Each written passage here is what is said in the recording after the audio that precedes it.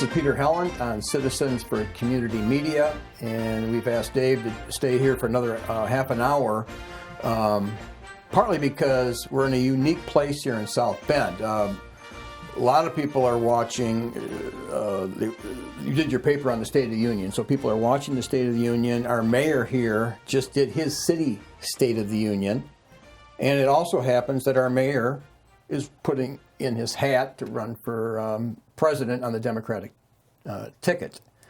And you did write about that in your paper here. Let me just read just a bit here. You wrote, "The illusion that democracy works, that the system is sacred, must be maintained by the liberals," okay, is what you mean. "If it doesn't keep the support of a critical mass, then it will start to break down. But the system is based on a lie, and it works only for the powerful private interest, the 1%. That reality is hidden from many people because the system plays to the ambitions and desires of those willing to participate in it and to provide a show while feeding their own need to be somebody.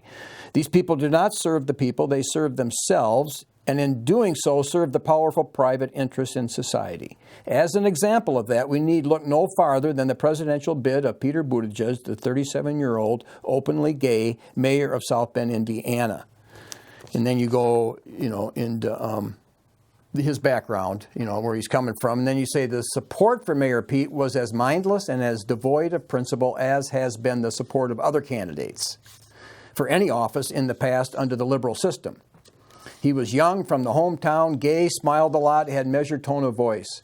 But all he represented was the interest of the elites and not the interest of the people. The supporters of Mayor Pete supported him because he supported the elites and what the elites wanted. That was the essence of their support. Now, one phrase that you had said that I didn't quite know how to take it. As mayor, he has been anything but a disaster. Do you mean by that he's been good? I mean, how? No, I think as mayor, there's been a view by some that things have improved. 1,000 old houses were knocked down. The streets were changed, and they became two-way instead of one-way. You had certain. You had, I think, a Hanukkah lighting ceremony, the first time ever.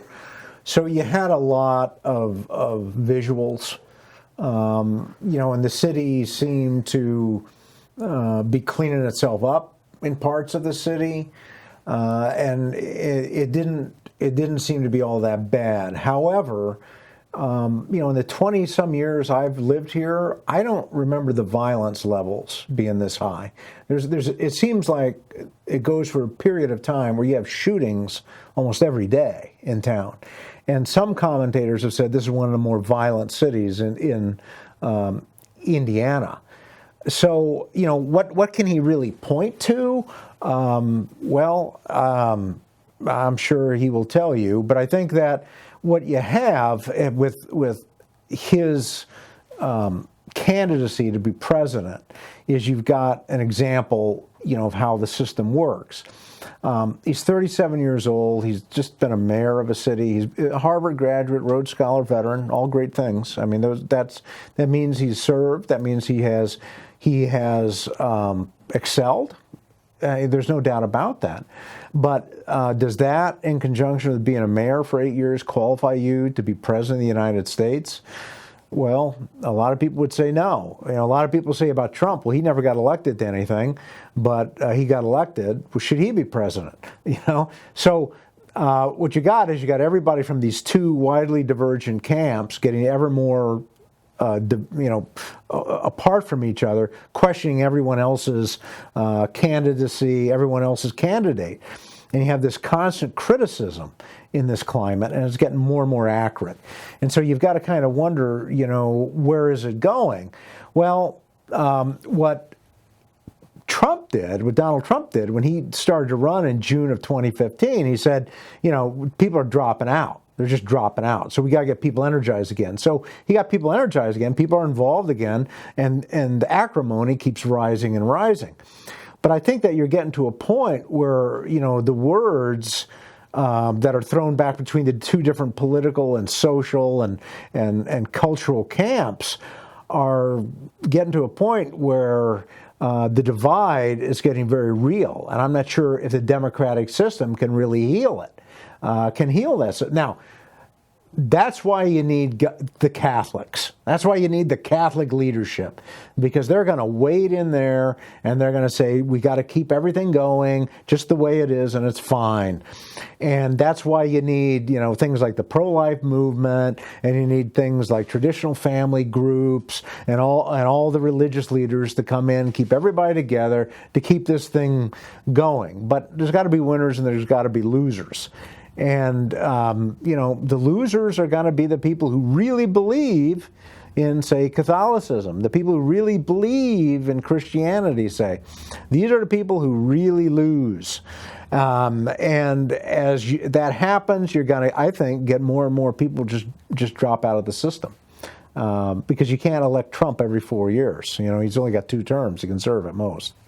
Well, the elephant in the room, obviously, is that the mayor's gay. And he talks about his husband. And then, of course, the question is, well, then you're the wife, okay? And I was talking to 2 ladies today about my age, in their late 60s. And I said to them, well, what, because this came up, the mayor came up.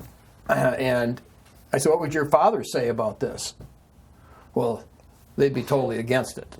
In other words, they would be against having a gay mayor. They would not have it.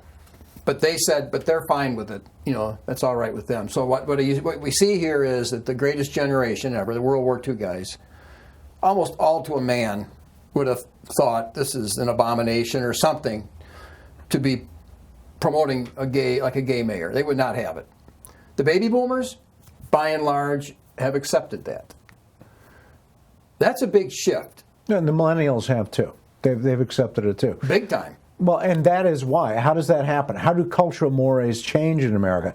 They change because of the powerful private interests. It's not the government. It is the powerful people, in the media, and they're all types of people. They're Catholics, they're Protestants, they're atheists, they're Jewish, they're Muslim, they're all kinds of people.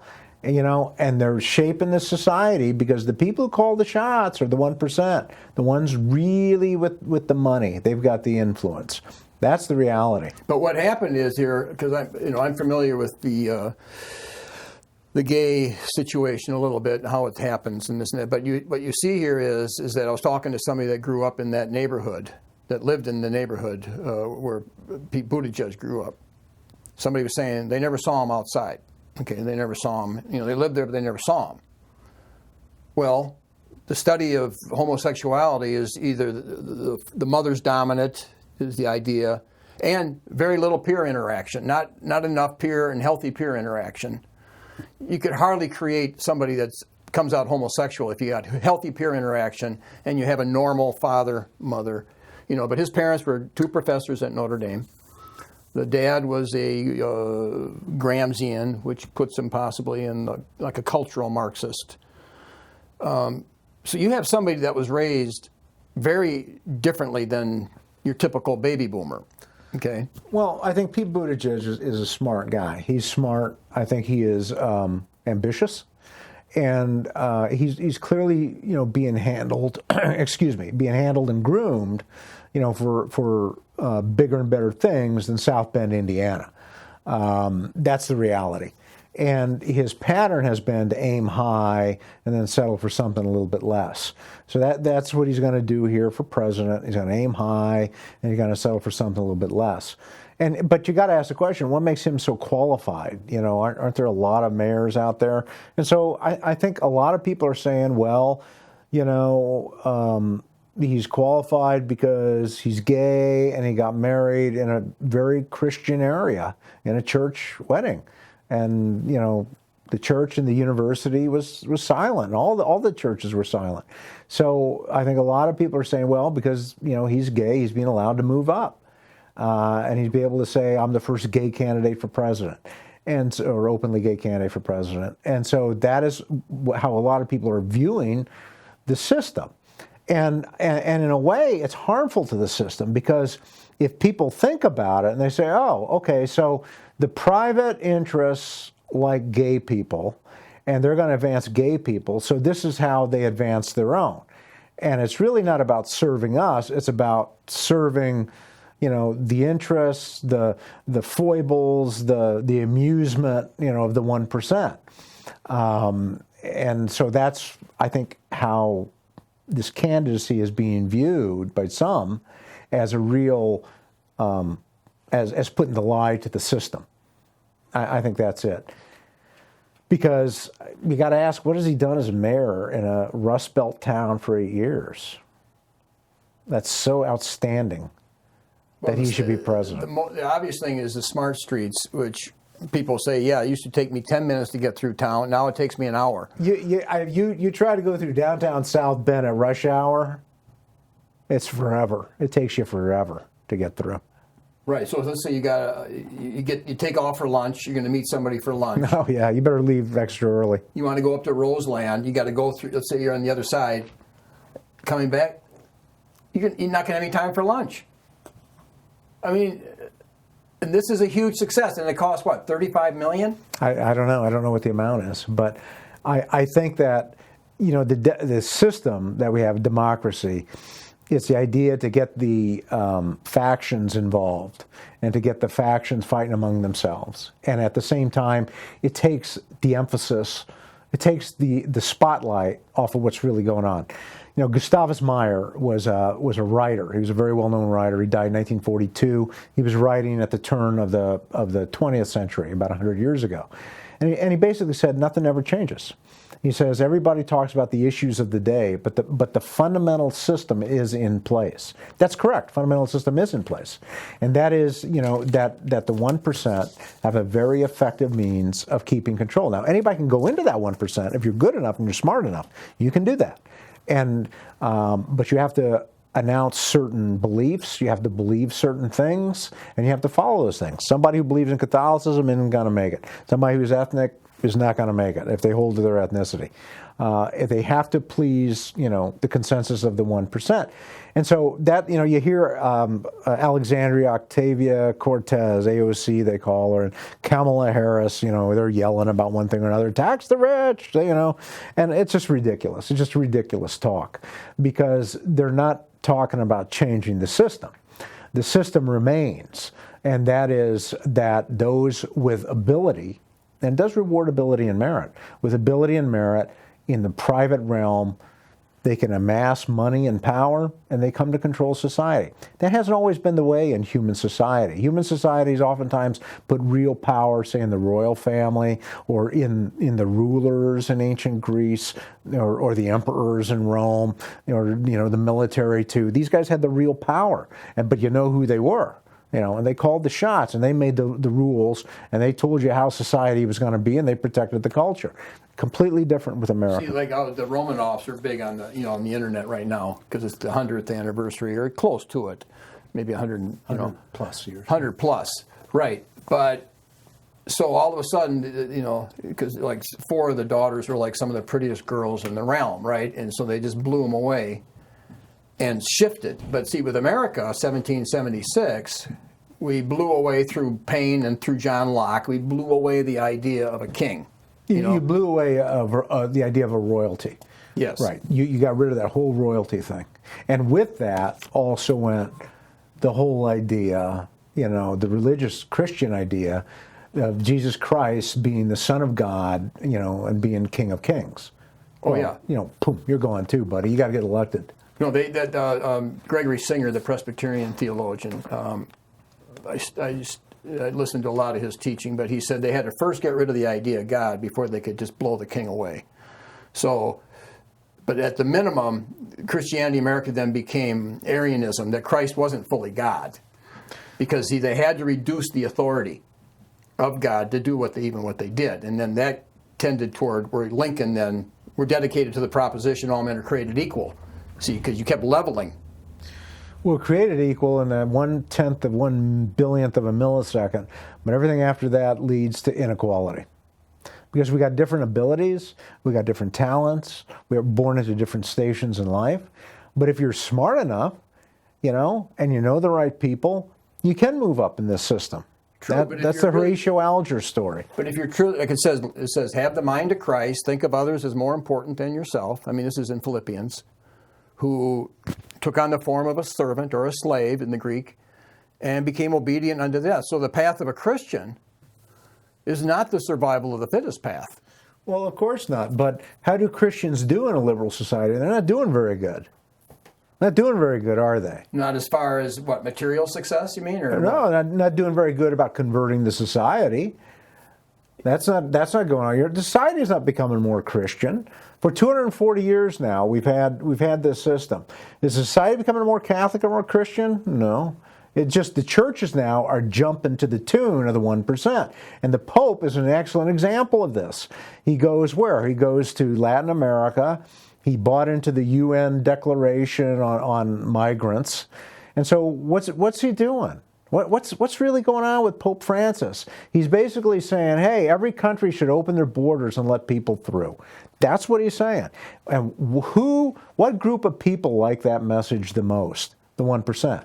Because the 1% believe deeply in capitalism. And capitalism functions best with the free flow of money or capital, of people, okay, and of goods and of services. But people are an important part of it. So you got to let the people go across the borders, and this is where the Pope really serves the interests of the 1%. That's the only way you can understand all of his talks about the migrants. Because he's got to know it's having an impact on the host societies. He says nothing standing up for these host societies, for the societies, for the cultures that his own church helped create at one time. Well, even the Christianity in America is called antinomianism. It's, in other words, we're under grace. We're under grace, so the law, none of that counts. And so there's no borders. There's no rules. You just kind of go by your own conscience and kind of determine the rules yourself as led by the Holy Spirit kind of thing. Well, and that's Americanism, really. That's really the essence of Americanism, too. Yeah.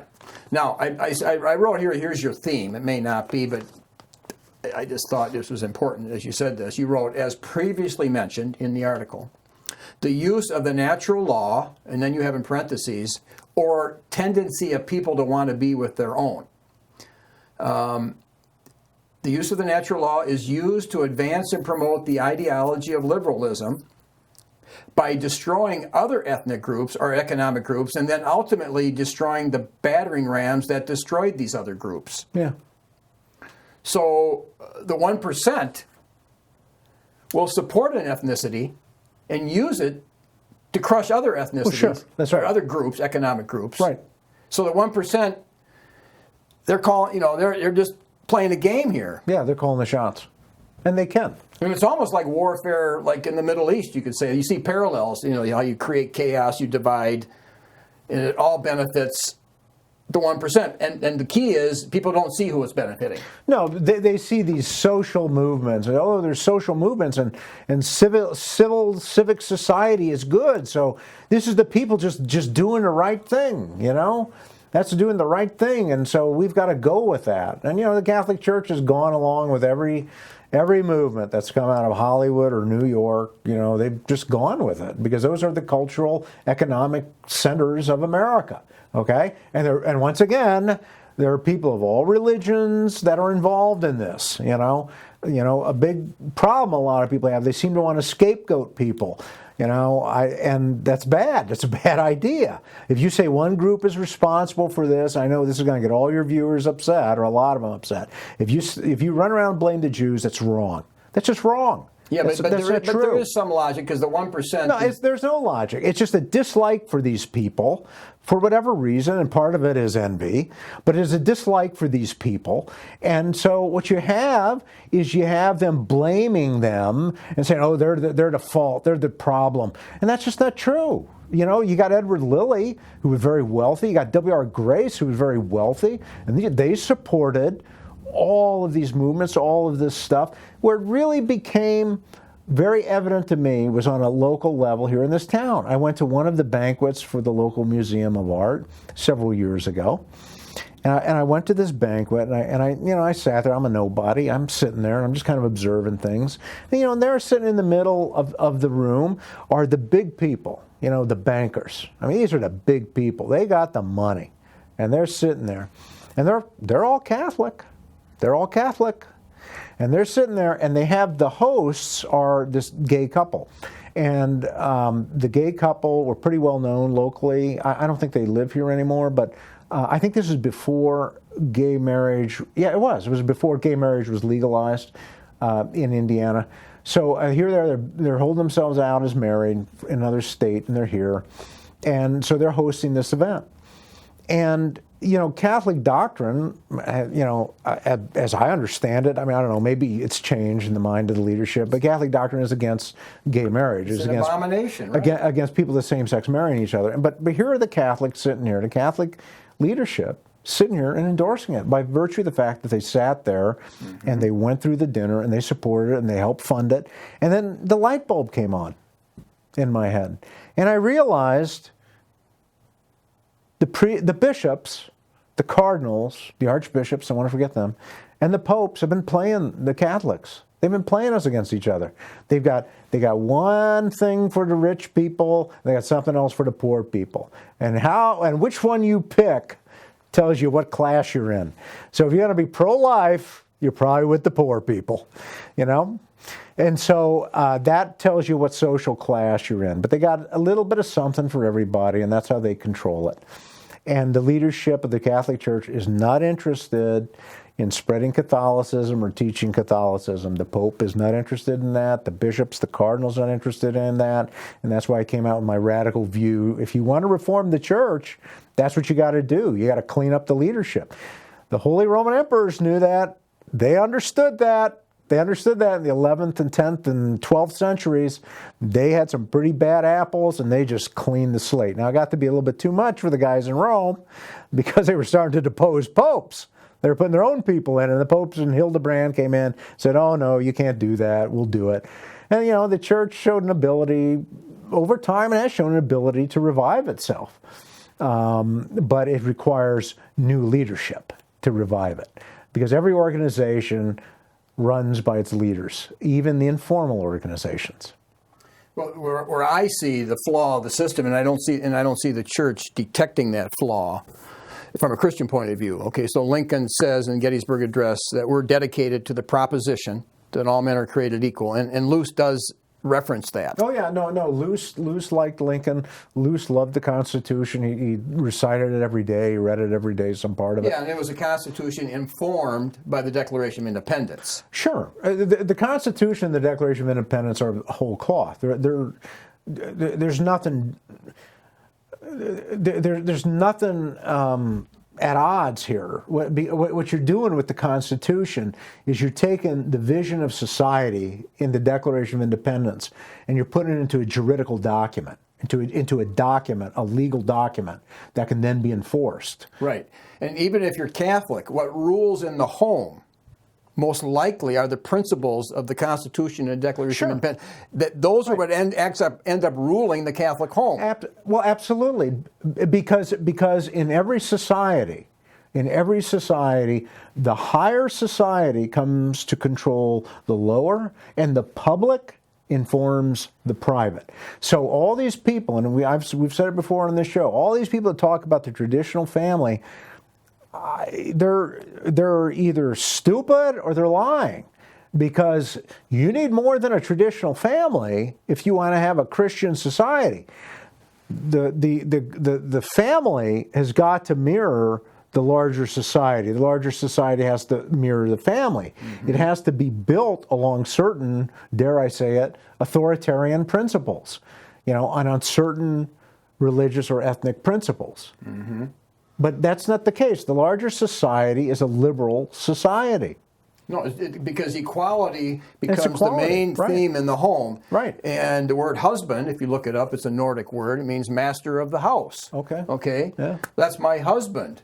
Well, Sarah called Abraham master. Okay, husband is just another way of saying the obvious.